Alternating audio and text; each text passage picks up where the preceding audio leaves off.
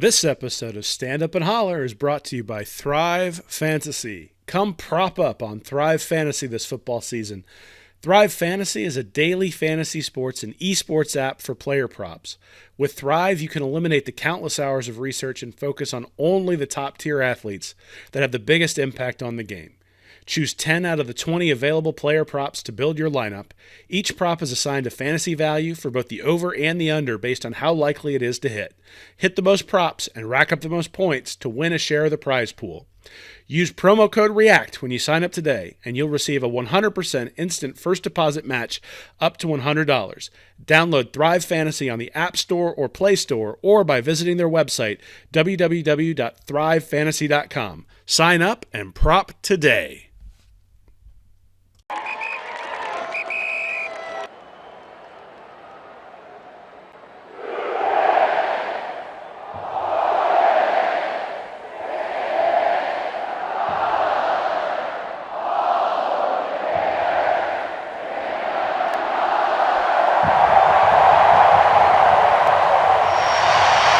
I'm Nick Knudsen, joined by Will Miles. Welcome to Stand Up and Holler. On tonight's episode, we will cover LSU takeaways.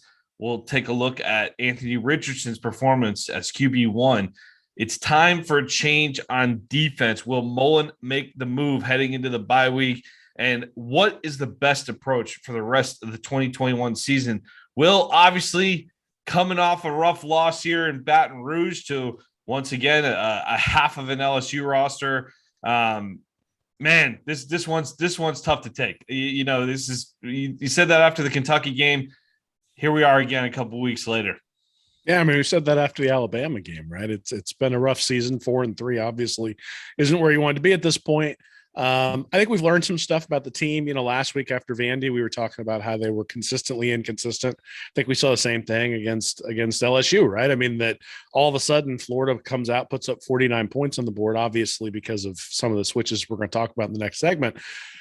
But they put up 49 points, and now the defense falls apart when the defense had been a strength against Vanderbilt, against Kentucky, and even a little bit against Tennessee, though I think there were some articles out this week talking about how Florida's defense was elite. I think they've improved significantly, or at least until this game had improved significantly. But anybody calling them elite, I don't think was spending a whole lot of time looking at the film and sort of watching them as they barely shut out Vanderbilt. So, look, it's an imperfect team. That imperfection showed up. And the imperfections exist even in the guys that we want to see play, right? So Anthony Richardson goes out there, plays really well, but at the same time, those two interceptions, especially the first one, was really bad. So, you take what you can from it, but at the end of the day, all you can do is build. And the question is, where is Florida building to off of this loss? Because, this is 2 years in a row now. The last two games against LSU, they are -7 in the turnover margin. 3 last year that led to, I think, 13 points, and 2 of them deep in LSU territory. And then this year, obviously, the interception by Jones, that's a 10-point swing because they're at least getting a field goal on that drive. And then you got the pick 6, and now you got 7 points going that way. And then you got the interception in the game, and then Richardson's interception that got returned deep into Florida territory as well. So a lot of stuff went wrong. It's actually interesting. Last year, a bunch of stuff had to go wrong for Florida to lose that game, and they lose by a field goal. This year, a bunch of stuff had to go wrong for Florida to lose, and all that stuff went wrong. So one of these days, we're actually going to get a clean game from this team, and when we do, I think they'll be successful. Hopefully, that's coming up in 2 weeks. Hey, you said you sacrificed this win for the Georgia win, so hopefully that's being taken into account in the universe, right? Yeah, I was rethinking that take there about right as Richardson let the ball go. It was like, oh, I thought maybe he might make the play because it looked like from the TV angle, like that they might get a pass interference, or even if he threw it far enough that he might have been able to get. I mean, because the receiver was behind the defensive back, but wasn't to be. Florida wasn't making the SEC title game. They weren't winning the SEC East this year. That's now mathematically over, I would assume, but they weren't doing it anyway. So none of your goals changed with this loss.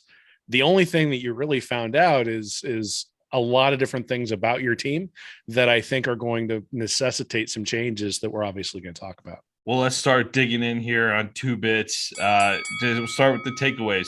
You mentioned the interceptions, Will, so I'll do point the offense.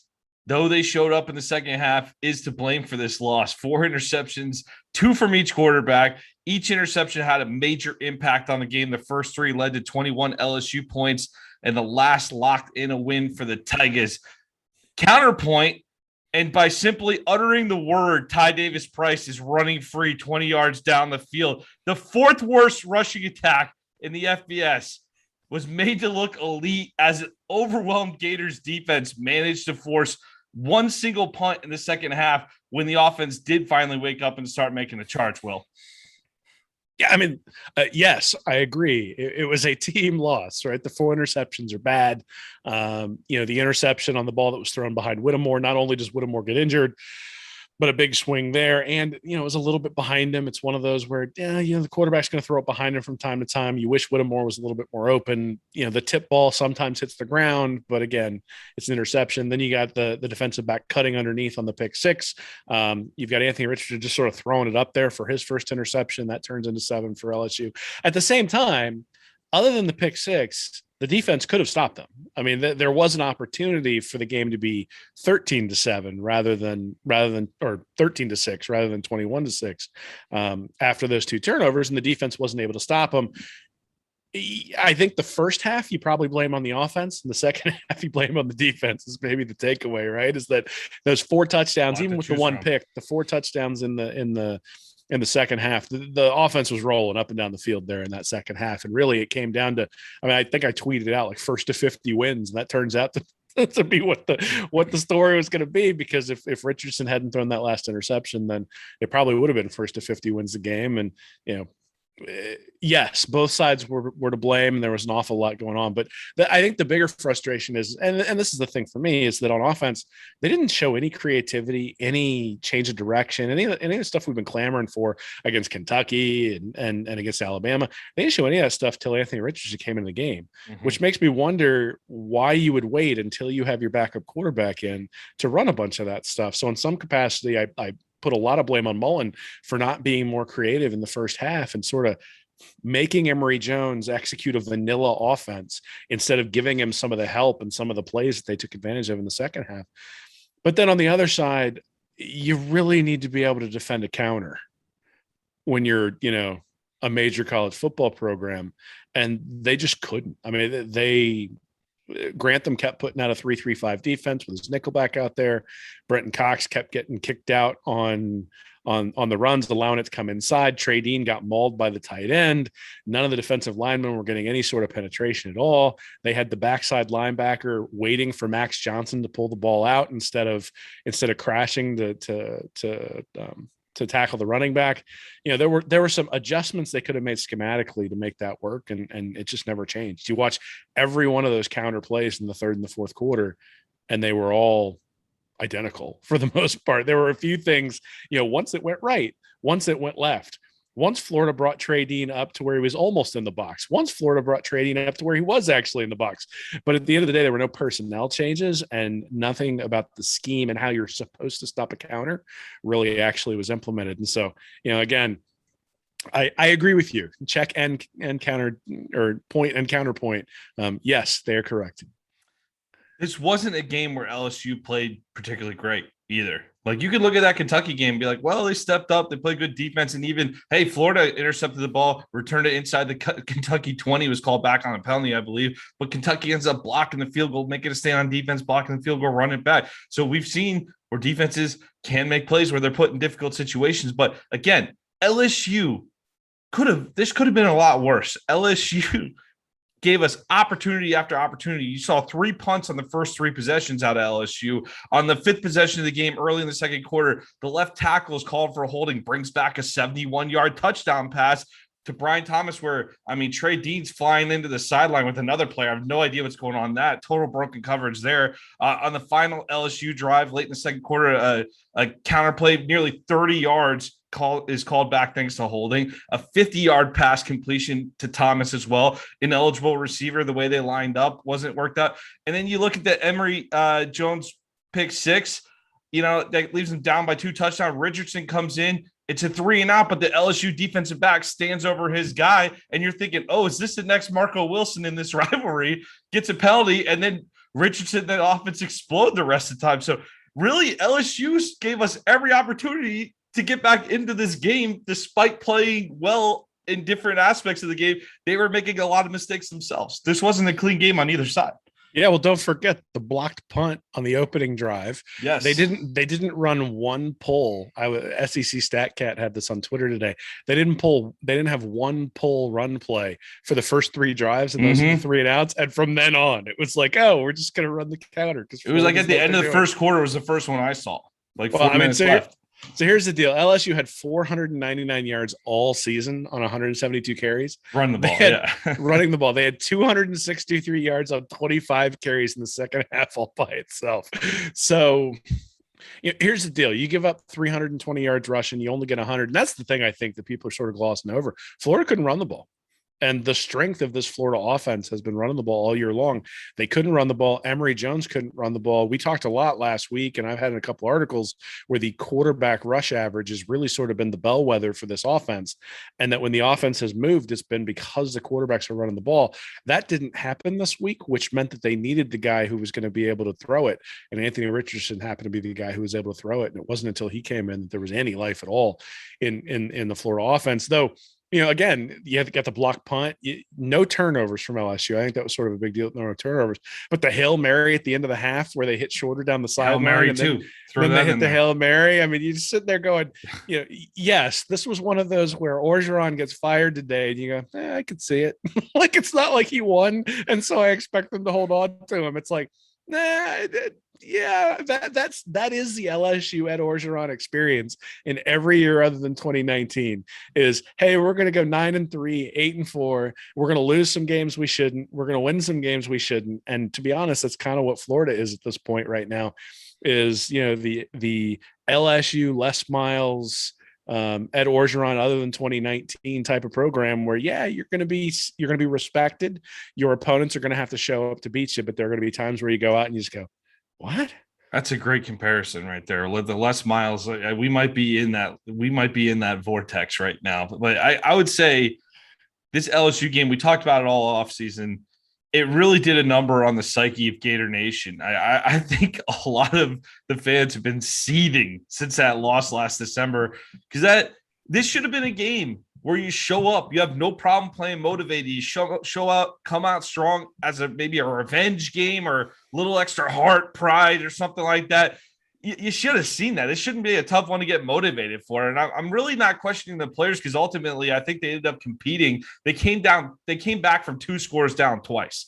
All right. You're competing if you're doing that. But what were we doing trailing by 2 scores at any point to once again, same as 2020, a half of an LSU roster? I can't tell you. I mean, they spelled it out for you all day on the broadcast about how many significant starters are missing from this team.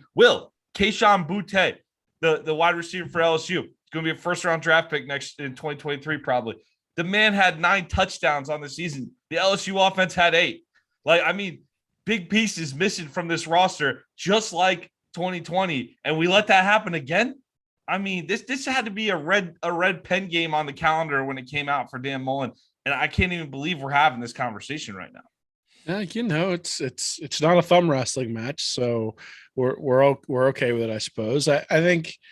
Look, the reality is that you knew LSU was going to put up a fight, because LSU always puts up a fight. In fact, halfway through that first quarter, I was like, oh, I can't believe I picked Florida to cover, because this game is always 3 points in one direction or the other. And it was like a 12-point spread in Florida's advantage. At the same time, you look at the stats. I mean, Florida's the best running team in the country coming into the game. Mm-hmm. LSU has one of the worst rushing defenses in the country. LSU has one of the worst rushing offenses in the country, and Florida has a pretty good rush defense.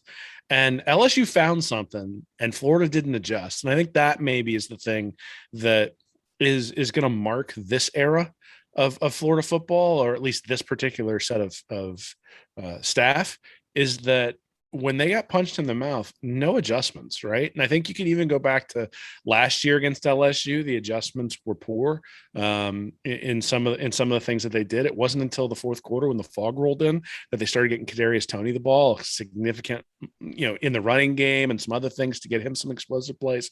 In the Alabama game, they didn't make any adjustments in that second quarter when they just sort of got run over.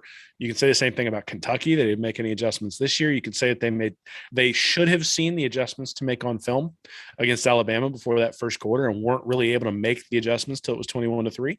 And now this year against LSU in that third and fourth quarter, weren't able to make any adjustments and even stem the tide in any way at all. And I mean, whether that means you stick, Zachary Carter at Buck and tell him, do not let anyone run inside, like seal the edge. Like that is your only job. I don't care if you get a sack.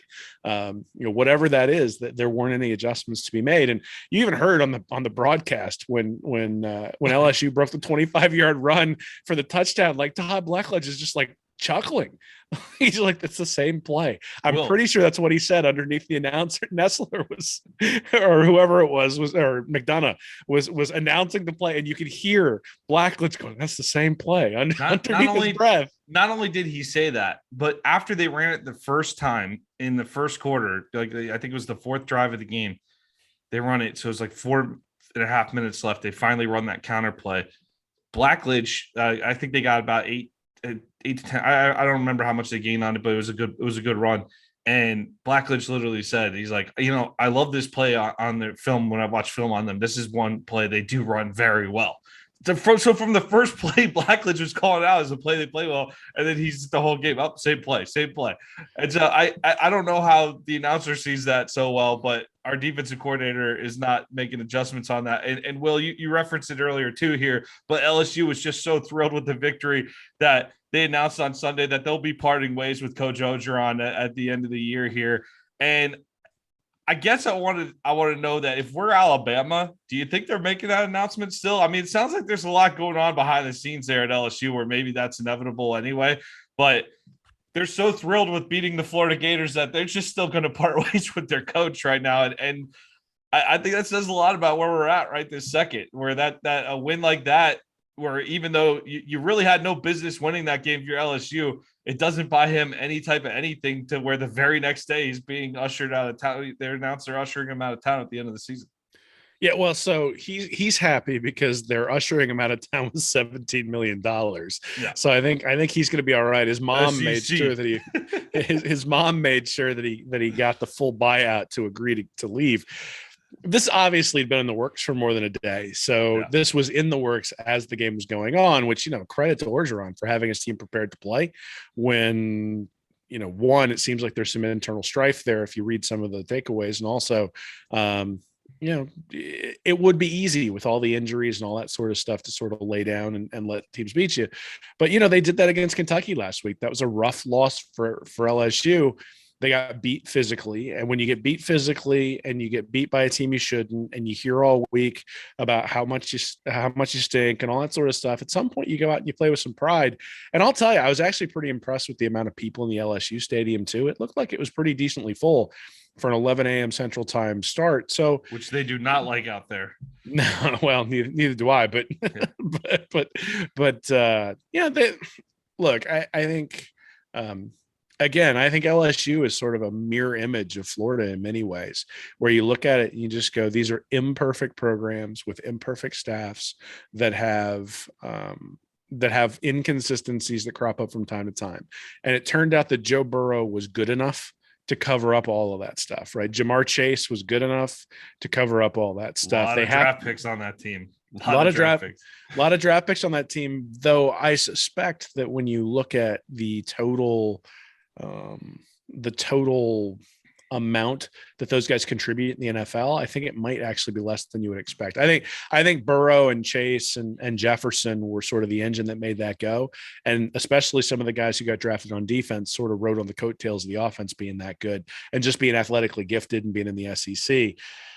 That defense wasn't all that great, right? And if you put an offense out that had Max Johnson or Danny Etling at quarterback with the defense that LSU had in 2019, especially early in the year, that's a 9-3 and 8-4 team. Mm-hmm. It just so happens when you score 50 points a game with Joe Burrow at quarterback that all of a sudden you can go 15-0. And we've seen this over and over in college football where you've got Cam Newton at Auburn, but then you've got Trevor Lawrence at Clemson. Look what's happened since he's left. Even Bryce Young, who's a 5-star recruit coming in for Mac Jones. Mac Jones playing well with the Patriots now. And the fact, I think we take it for granted that Alabama has gone from Jalen Hurts to Tua to Mac Jones and now to Bryce Young. And I think Young's been able to play decently this year, but I don't think he's been spectacular. And that offense last year was unstoppable. And I think, in many cases, people sort of look at Mac Jones and say, oh, he's a 3-star and look at the weapons he has around him and all that sort of stuff. But I think Alabama's been pretty fortunate to have those quarterbacks over and over and over and over again.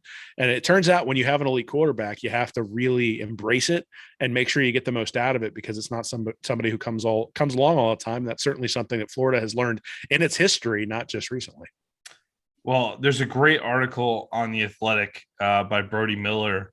But for those of you who don't subscribe to The Athletic, the simple summary is that there's a huge amount of distrust between the coaches to players, the coaches to coaches, the coaches to the administration, and all vice versa. It just sounds like a mess behind the scenes there at LSU, where this was a situation that's been unraveling for some time behind the scenes, and it really sounds like a mutual parting of ways. It really does. So, I mean, what can you do, Will? You shrug your shoulders, you say "Go Tigers," and you take your $17 million and you go home. That's what happens when you hit on major administrators or major donors' wives at gas stations in Baton Rouge, I guess. In the Brody Miller article, if you want to know that story. It's a weird situation out there. At the same time, here's the reality: is when all you have to do is run a counter, and that's what you can do to win a game. Mm-hmm. You don't need everybody to be on the same page, other than just, we're going to play football. We've played football our whole lives. And here's the reality: every single one of those guys on LSU's team has dreams of playing in the NFL. And when someone asks them, describe to me in the combine, describe to me a time when you had to go out there and play, even when you didn't want to. This is a perfect situation where you can describe that and say, yeah, look at that. I'm an offensive lineman for LSU. We put up 321 yards against Florida with nothing to play for, knowing our coach was a lame duck. And, so at the end of the day, you take pride in what you do. You go out and you play hard, regardless of what the circumstances dictate. And, to be honest, I think Florida can take a lot from that, especially moving forward after this loss. Do you see LSU making this type of move, announcing it this early, if they don't already have the next one lined up? I think they're in a competition with USC for a couple of people, most likely. And, USC announced theirs after the second game when Helton lost to Stanford. And now you've got LSU, who puts their name in the ring. It's going to be interesting to see what happens. These are big time jobs. You need to know who's available, and there's a limited time frame to be able to go get the guy. We saw this with Urban Meyer, right? Urban Meyer was choosing between Florida and Notre Dame at the end of the day. And, every little bit helps. And so if you've got a little bit of an advantage in terms of timing to be able to go out and have those conversations, instead of just having to privately put out feelers, if you can publicly put out feelers, because Orgeron's not threatened by it. He already knows he's gone, right? Heck, he was recruiting yesterday, right? Or recruiting today. He said he hosted a couple of recruits. So, he the thing is about Orgeron is he bleeds LSU yellow and purple, right? And so he's going to be, I think, a positive force for the program, and this transition will probably be pretty smooth whoever they go to. But I imagine that the timing of it has a lot to do with who they're targeting, and the idea that they might not get who they're targeting if they don't make the move right now. Woodward, the AD, brought Chris Peterson. He got Peterson to move out of Boise. A lot of people tried to get him to leave Boise State before he finally did for Seattle when he was at Washington. And then he got Jimbo Fisher out to Texas A&M after Fisher had many years of flirting with LSU and different programs. Fisher's name's popping up for that LSU job. Mel Tucker, Michigan State. That's an interesting one to watch. A lot of SEC experience, NFL experience, obviously. That's an interesting one too. All right, let's move on to 4 bits, and we'll take a look at Anthony Richardson's performance yesterday when he assumes the role as quarterback QB1. Emory Jones, he gets pulled after a pick 6 to open the second half, and really, like you mentioned before, pretty dreadful first half. Will, down 2 scores in the second half, finally puts the pressure on Mullen to make the change. Richardson gets bailed out after failing to complete a third down pass by a stupid penalty on an LSU corner for taunting. The drive stays alive, and AR-15 ends up leading 4 straight touchdown drives here. And we really saw everything we've been dying to see from this offense with Anthony Richardson in full control at the helm. Yeah, the penalty obviously was a big deal. That was actually a really impressive play, though, by Richardson. He looked off the safety. It looked like they had a double move going up the other side to Copeland. And then, he sees that the single high safety goes over in that direction and switches back. I thought he made a really nice throw to Shorter. I thought Shorter sort of short armed it a little bit and probably should have caught the ball anyway. Then obviously you've got the the guy standing over him and getting the taunting penalty. The thing about Richardson is just every time he's out there, there's a chance that Florida's going to have an explosive play. And we saw that, right? That if you look at it, the explosive plays in the first half were the pass that Whittemore threw back to Emory Jones. And then you had the 24-yard pass to Shorter on the Hail Mary drive, and then the actual Hail Mary to Shorter. Those were the only three explosive Florida had in the entire first half.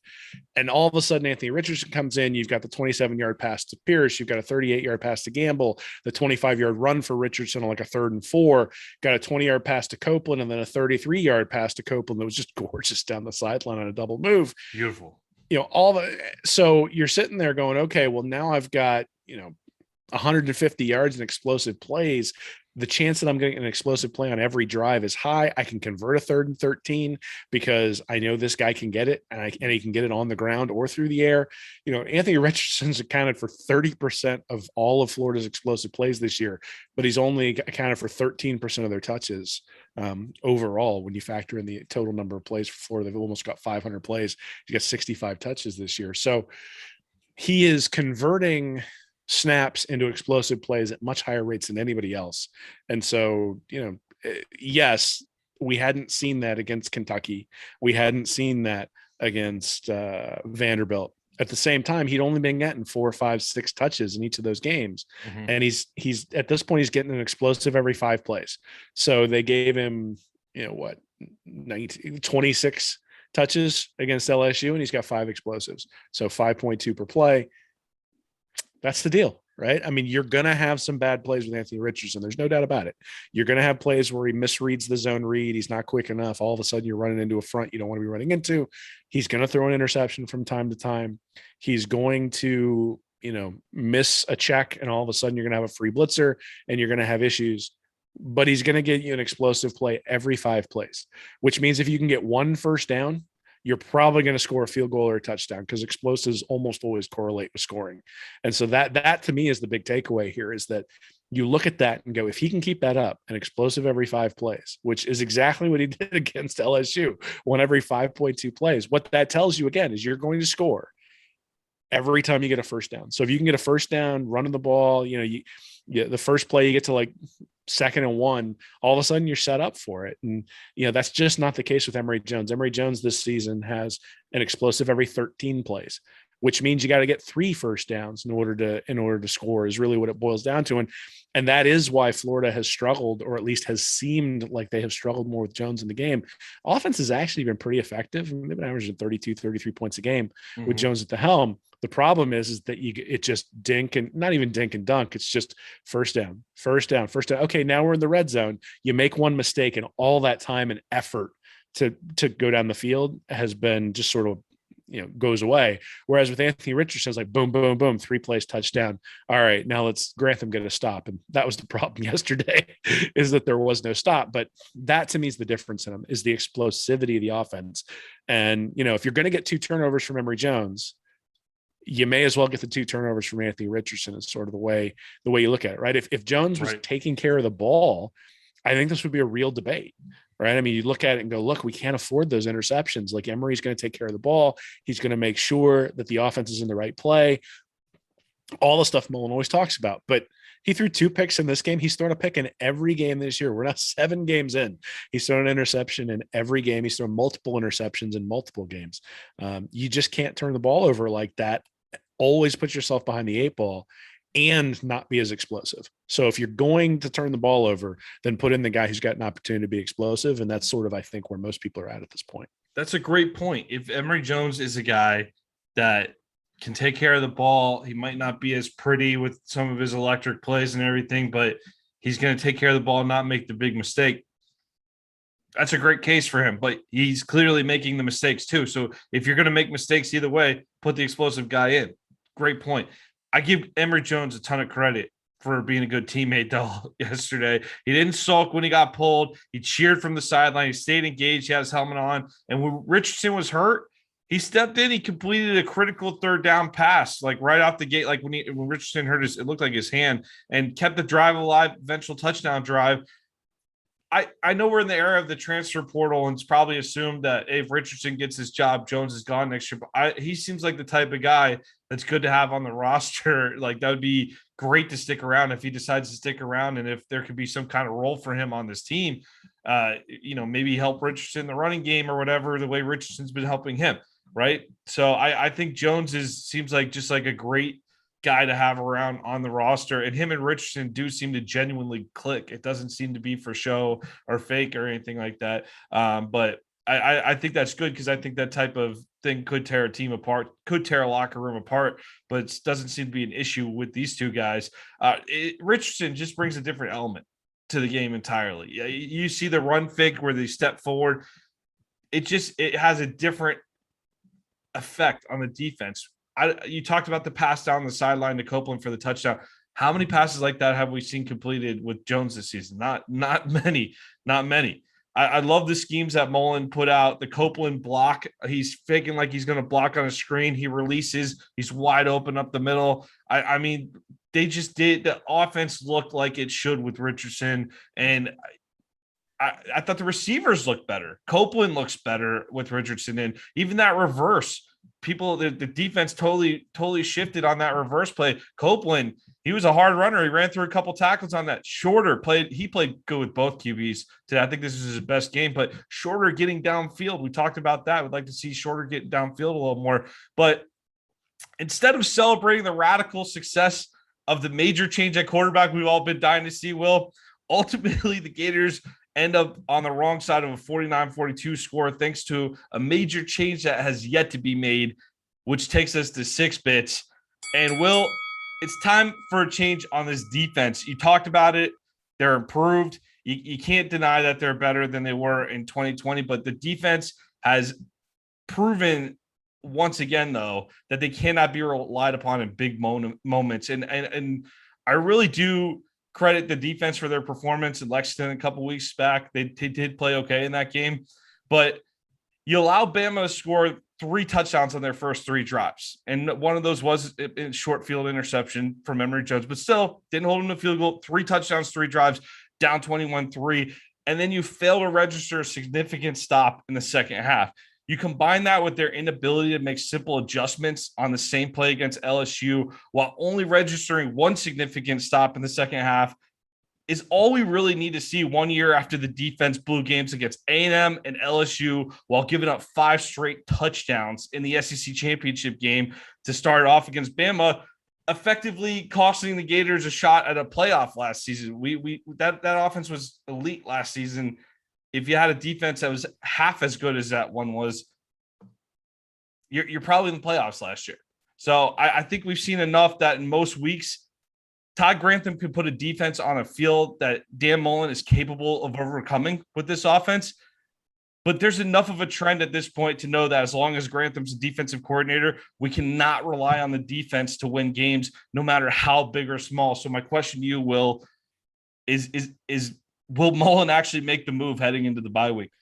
I actually think he might. I think this is one of those where the noise in the system is loud enough, and the noise was loud at the end of last year, that there might need to be some sacrificial lambs in order to quiet things down a little bit. And, I've reached out to some people that I know, and they're not really giving me a whole lot of information, but they're not giving me denials either. And so I think there's probably some discussions going on about what might happen at that position. But the thing is that Grantham's defense has been okay this year, but I think anybody watching it has seen it struggle against Vanderbilt, saw it struggle in the first half against Alabama, saw it struggle and leave guys open against Tennessee, and we all sort of looked at it and went, like this isn't fantastic. And the problem isn't necessarily the numbers or the yards per play or anything like that. It's the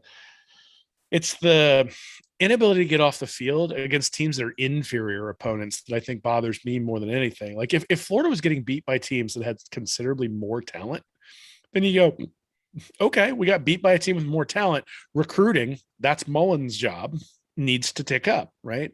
But when you lose to Kentucky and you look moribund against Vanderbilt in the first half, and you're letting guys roam free against Tennessee, and you're losing to to an LSU team that's missing half its players, you can't use talent as an excuse for why you're not able to get off the field, for why you're getting dominated up front, for why you're struggling in various areas of the game. And yes, you look at some of those games against Alabama, they were able to tighten it down in the second quarter, but that was almost exclusively related to the defensive line dominating in that game. The defensive line didn't do anything in this one. And so without the defensive line, everybody else got exposed. And I'm not sure why the defensive line didn't do all that well, but the minute it didn't, and I was saying this all, I think I even said specifically, maybe on this show, maybe on Gators Breakdown, that the key to Todd Grantham having any success this year was Gravon Dexter, that he was the guy up front who was going to have to make plays, push the pocket back in the quarterback's face. And that never happened at all. Not just for Dexter, but anybody else, Newkirk, Valentino, Truesdale, none of those guys were pushing the pile. And all of a sudden you just wound up with a defense that couldn't get any stops. I wrote at the end of last year about Grantham. I mean, I was not a fan of the hire when it was made. You can go back and look at what I wrote then, where I basically said that Grantham's an adequate coordinator, not a difference maker. I think that's what we're seeing, right? We're seeing he's an adequate coordinator. Yeah, he can call plays.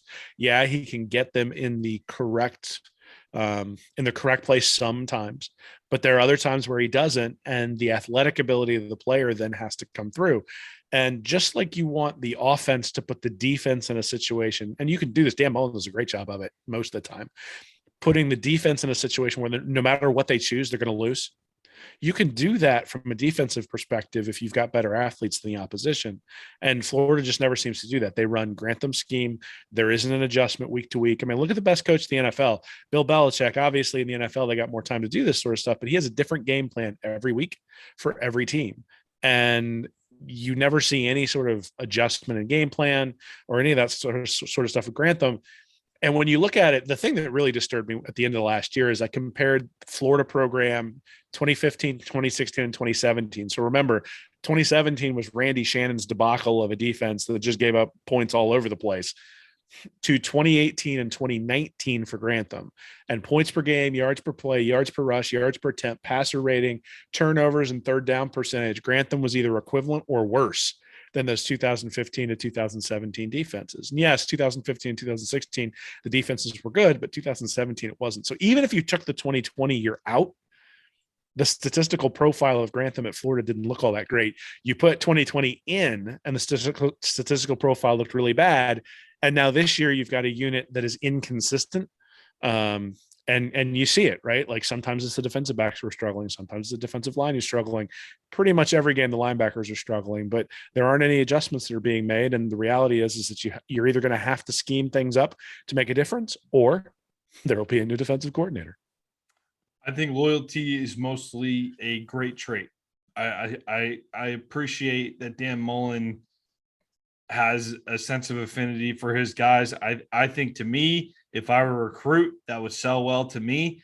Even look at the backfields this year, the running back position. Those guys, for the most part, they didn't have a great game. This is probably their worst game against LSU here, but for the most part, those running backs, that trio of running backs, they've been great. Those were the guys that were here. The 2 5-star kids that come in that get all the hype that we're talking about all off season, Mullen's like, got to earn your spot. And so there's a little bit of that loyalty to where the players out here in that locker room, I think they got to appreciate that to some extent. And I know that players are very loyal to their coaches typically, but we saw a little bit start to kind of come out and maybe some post-game frustration. You want to talk about the comments you heard from Diabate after the game? Yeah, I mean, anybody can find this. If you go on YouTube and look at the interview with Diabate after the game, they asked him about adjustments. He's like, I make the adjustments my coach tells me to make. And then they're like, well, what do you think we should do? He's like, I'm a soldier. I just do what the general tells me to do. And it's like, he's like, you saw it out there. And it's like, whoo, all right. So, if you're going to, it's not exactly sticking up for your coach on that, but what you usually will see players go out of their way to do, particularly a coach that is under some type of stress from the fan base. They tend to go out of their way to protect guys like that. But you saw it on Twitter from former players too, where former players normally they encourage the guys and they're upbeat and everything. They try to keep it's almost like corny sometimes. They were going after it pretty good yesterday on Twitter. We saw a bunch of former players make comments about the defense. Yeah, you had Ivy go after the defense, Joey Ivy, I think Brantley, Pirine, who, Pirine, yeah. in all my memory of Michael Pirine, it was very we sent him to SEC media days. He was a team leader. Very, very much a positive influence on everything that was going on, and for him to start talking about how we haven't been DBU for like 5 years or something like that, it's like, all right, this says something, right? Here, there's frustration, right? Anytime you struggle on the defensive side of the ball, there's frustration. But this isn't a one game thing, right? This isn't like Saban losing to Texas A&M and a few knuckleheads on the message boards going, "Oh, the game's passed him by. Fire Saban." It's like he just won the national championship last year, though at LSU apparently that doesn't matter. But the reality is that this has been a 4-year process, and one of the things that really stuck out when I wrote about Grantham is the Gators gave up 27.8 points per play in SEC play. They gave up 28.6 last year in SEC play. And I don't know what we're at this year, but I'm pretty sure we're probably pretty close to that in SEC play this year. In fact, maybe even higher than that. And so some of the numbers that we're seeing that are of a benefit to the team are tied into non-SEC games against FAU and USF. And that was always one of the suspicions, was that the defense was going to look better this year because they got cupcakes as opposed to having to play 10 SEC games. And they don't have that luxury this year. And it's showing up now when they play these big games again. LSU is a big game, whether or not LSU is healthy or not, whether or not LSU is motivated or not. LSU is a big game. It's a big program, and a program that Florida wants to compare itself to and wants to beat consistently so that we can compare ourselves to them. And the reality is that Florida's now 1-3 in Mullen's era against LSU, now 2-2 against Kentucky, 1-2 against Georgia, with them coming up in a couple of weeks, and 0-2 against Alabama. And, we sort of talked about this early in the year, like, what does it mean if Mullen comes out of the season 2-8 against Georgia, Alabama, and LSU? And if it was a 9-3 team, we probably would have said, well, okay, that's kind of understandable, transition year, all that sort of stuff. But for LSU to fall apart, have already fired their head coach, for Alabama to have looked mortal, and now you've got Georgia coming up, who looks like the best team in the country by a wide margin. I don't know that the loss to Kentucky is going to muddy all of that, because 8-4, 4 wins ain't good enough for Florida, or 4 losses ain't good enough for Florida. That's the reality. And you're going to hear noise when you go 8-4, and I think you should hear noise when you go 8-4, right? I mean, it wasn't good enough for Ron Zook. Ron Zook was 7-5, 8-4 a bunch, and he got jettisoned, even though his recruiting classes were awesome. I'm looking at this and going, the recruiting isn't all that great. What are we holding on to if we're going to go 7-5 or 8-4? I think what you're holding on to here, and let's bump it to $1 when we talk about the best approach for the rest of the 2021 season. The hope you have going forward is that we might have a transcendent talent in Anthony Richardson at quarterback, where I read your article today, Will, and you've been banging this drum for a long time, saying, hey, that's the element that Dan Mullen needs if we're going to overcome the lack of success on the recruiting trail. When I say lack of success, obviously comparing that to Bama and Georgia, I realize that UF is still top 15, top 10 and a lot of that stuff, but the guys we're playing, they're the top 3 in America. So that's what, if you have Anthony Richardson, who maybe could play at a Heisman-worthy level, is going to be the best quarterback this program has likely seen since Tim Tebow, you might be able to cover up some of those warts. So I think looking forward, you saw the offense, how it did in the second half there. And if they come out with something interesting against Georgia and they fight down to the wire with Georgia, I think Mullen's going to have a great case for, why we should be pretty optimistic heading into 2022, so long as they finish strong, take that bowl game seriously, and take care of business the rest of the season. I think the absolute focus, Georgia, you're playing with house money a little bit here. Just don't go get embarrassed right now. That'd be the worst thing you do, especially if you keep Grantham. But if you take care of Grantham here during the bye week, figure out figure out someone else to call plays, simplify that defense so that we're not blowing coverages, at least, but which has been better this year, by the way. But simplify that defense, figure out who's worth keeping around on that defensive staff, and then go all in on investing into 2022 with some of these young guys. I think that could be something where we finish strong, and maybe Gator Nation has a little bit of a different outlook on this season if it leads to something building in 2022. And let me tell you something, Will, these types of games against LSU and Kentucky this year, we're not going to have those screw around games to start the season. We're starting with Utah coming into the swamp next year. Pretty solid Pac-12 South team program right there. Kyle Whittingham, that's going to be a tough matchup from day one. So we're not going to be able to coast into the season like we usually do. So I really want to see that from the Mullins program the rest of the season. That's why I think it's critical that he makes the move on Grantham ASAP. So I think it's at the quarterback. I think everybody knows at this point Anthony Richardson's the future. I love Emory Jones. You talked about it earlier, how good a player he is, how good a person he is. I think the person part of it is important to note, and that he's been a great teammate through all of this, even though he's had to hear all the noise behind him, and certainly able to step into the game, even though I'm sure he was disappointed the other day against LSU. But here's the deal: is his total QB rating is 138.6. Anthony Richardson's is 174.1. You look at it, he's got 494 rushing yards on 85 attempts. Richardson has 348 on 28 attempts. Jones's yards above replacement, which is my measurement for how guys do a quarterback that incorporates running. He's at 0.92, which is a little bit worse than Jake Fromm back in 2017, 2018. Richardson's at 5.84, which if he could do that for an entire year, would be the highest I've ever measured. So wow. Yes, there is, I think Michael Vick was up over 4. He's the only guy who's ever been over 4. Maybe Kyler Murray a couple years ago was up over 4. But basically, if you're in that 4 range, you are absolutely winning a Heisman Trophy and leaving for the NFL. The risk, I suppose, is that if you have Anthony Richardson play this year for the rest of the year, and then next year he comes and he just is outstanding, he's going to the NFL the next year, right? And so you do run that risk. At the same time, you need to know what you have. You need to get him prepared, because if you've only got him for 1 year, you better make sure you make the most of it.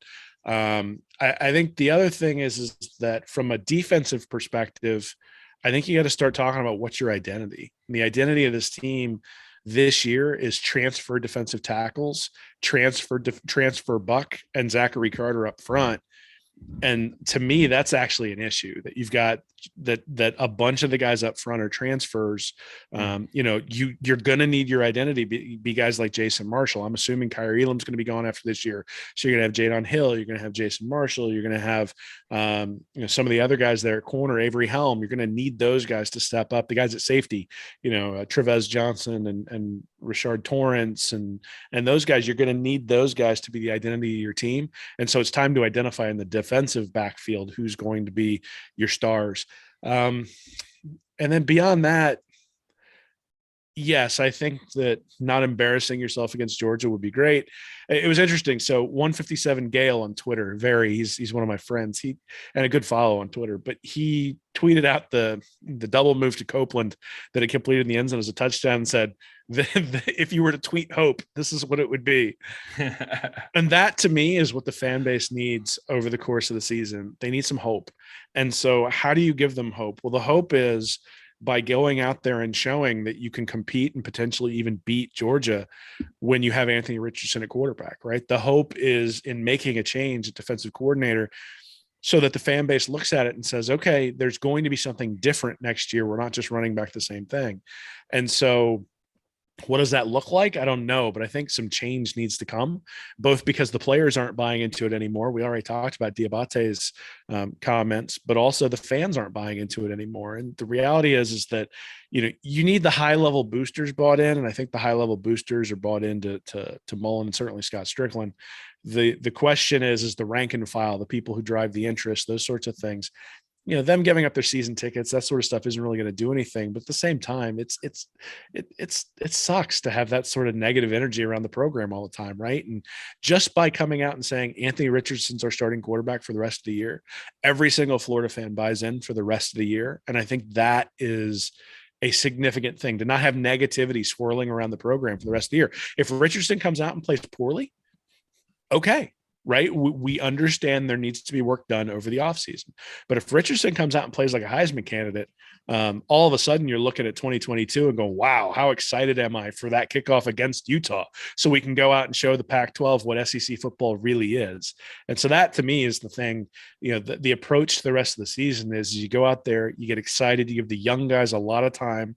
You don't really worry about winning and losing, I don't think, but you worry about development. You worry about making sure that the guys that you're going to need next year get what they need this year, so that you can't go, oh, well, they made a rookie mistake when they go out there in 2022. There are no rookie mistakes in 2022 from anyone who's on the roster right now. Let them make the rookie mistake in 2021. And until you do that, I think you're going to have a hard time getting people to buy in. College football teams slip up. It happens. Kentucky can chalk it up to a slip up. Alabama slipped up when they went to College Station. What'd they do on Saturday night, though, against Mississippi State? They looked like Alabama again. And there's an attitude around there. Certainly they're way more talented than Mississippi State, but I think there's an attitude around there that they let the program down. And they went out and they showed who they were. Again, they didn't leave any doubt. We're still Alabama. We slipped up. We screwed up one game. We're going to be a problem still the rest of the season. I want to see – there's too many moments in the Mullen era where we talked about in the offseason where it's like until we take care of the Missouris, the Kentuckys, the South Carolinas, the LSUs that you're overmatched with. I respect LSU. This LSU team, last year's LSU team, had no business beating us. The two LSU teams that cost Ed Orgeron a job had no business beating either one of these Gator teams, and yet it happened. Until that type of stuff happens, we're going to not that's the type of stuff we need to see go away. So you want to see us handle South Carolina the way we should, Missouri the way you should. Florida State is down. I know they've been playing a little better this month, but you want to see us handle them the way. And if the Gators can play strong against Georgia, win or lose, you go out and you take care of business in the rest of the games you should. I think that's a great way to build into 2022, Will. 8-4, a big bowl win, and knowing Anthony Richardson is your starting quarterback for next year, and every single Gator fan is fully bought in, right? And Todd Grantham out the door. Yeah. I mean, Yes. I'm kind of already. That has to happen. If it doesn't happen this week, it's happening at the end of the year, right? I think that was my opinion. Was always that Grantham was either going to turn this defense around, they were going to be fantastic, and he's going to get a job someplace, or he was going to last through the year and they were just going to let his contract expire and bring a new person in. They may avoid the conflict and still do that. But I think that also, so I think Florida fans want to see uncertainty go away, right? They don't want to feel like anybody's waffling. And so waffling between Emory Jones and Anthony Richardson, when Anthony Richardson is definitely the right answer for a lot of different reasons, not just his play, but also because he's younger and because he's the guy who has a chance to lead you to prosperity next year. You have to play him. Todd Grantham, there's uncertainty there. Is Dan Mullen really going to make the changes that need to be made to bring this program from, hey, we play in the Cotton Bowl to, hey, we're now in the playoff? And the change of Grantham, let's be honest, has to be made for that to happen. So whether you do it now, which I think would actually be more effective because you'd be telling your fan base you're willing to make those decisions and have those sorts of conflicts, or the end of the year, I think that's going to happen. But you go 7-5, you lose in a bowl game, you're still going back and forth between Emory Jones and Anthony Richardson at the end of the year. I don't know what, I love talking positively about this program. I don't know what we say all off season long, because they're probably not going to let us come into spring practice or fall practice either, just like they did this last year. So it's not going to be a lot of positivity. If you got Anthony Richardson out there and you're like, that guy's the starter, we saw it, we have an opportunity to really put scares into everybody. There's no game where we will not be we might be underdogs, but there's no game we can't win because that guy's in there. If he proves that out the rest of the year, then I think everybody's on board. So yeah, I mean, we talk about the best approach. I think reducing the uncertainty going into 2022 is the thing that I want to see. And, I saw Anthony Richardson play against LSU this week and said, I've got some hope that he's going to give Georgia some trouble. Whether that's enough to take on the Bulldogs or not is a different story. But if he goes out and plays Georgia and gives that defense more trouble than anybody else has, I mean, what does that do for us from a hope perspective? We sit there and look at it and go, all right, we got what we need. Now let's fill it in around him. And that would be really cool. Yeah, this is a lot different than the Muschamp and McElwain eras because there are some things that we're still doing well. Like you look at Richardson coming in, there's much more hope than there was during those years. So I think if Richardson, you get him going, you get the defense going in the direction that it needs to go, it's going to be a different story. But we got to stop with these duds. This LSU game, 10-point favorites, no excuse to lose that game. But it is what it is right now, Will. We're going into a bye week with a bitter taste, and we got Georgia next week. Certainly, we'll get some Georgia content coming up for everyone on the Read and Reaction channel. You got anything for the folks at home before we head out, Will? Just thanks everybody for watching this show. And if you like it, go over to patreon.com/read and reaction. We're going to do a bonus episode right after this, talk about the biggest thing that Florida needs to fix during this bye week heading into the Georgia game, different than what we've talked about here. I've got one in particular that we haven't talked about here that I'm excited to talk about. So if you want to support us a little bit more, $2 a month, you get access to these bonus episodes. $5 a month, there's a newsletter I put out every month that shows the yards above replacement for everybody in the SEC. So we really appreciate everybody supporting us over there. Appreciate everybody supporting us here on the YouTube channel. And it's 4-3. It's a little bit dark right now, but it could be worse, right? I mean, the 2013 season and 2014 season under Will Muschamp were really awful. The 2017 season under Jim McElwain was really awful. This is not that.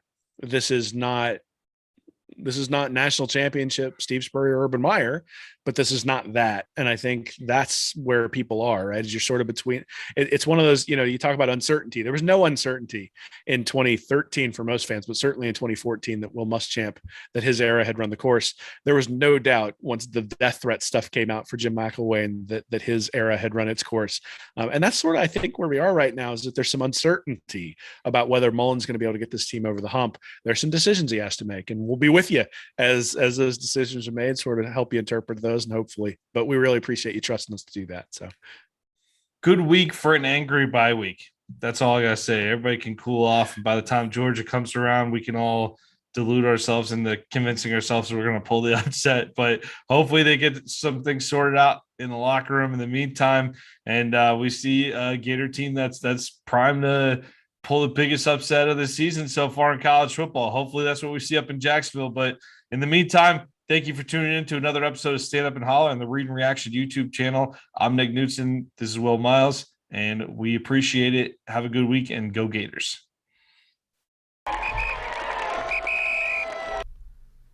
Thank you for watching this episode of Stand Up and Holler. Be sure to subscribe to the Read and Reaction YouTube channel. Join our Patreon community at Read and Reaction for bonus content each week, and check out our website at readandreaction.com. I'm Nick Knutson, joined by Will Miles, and as always, go Gators.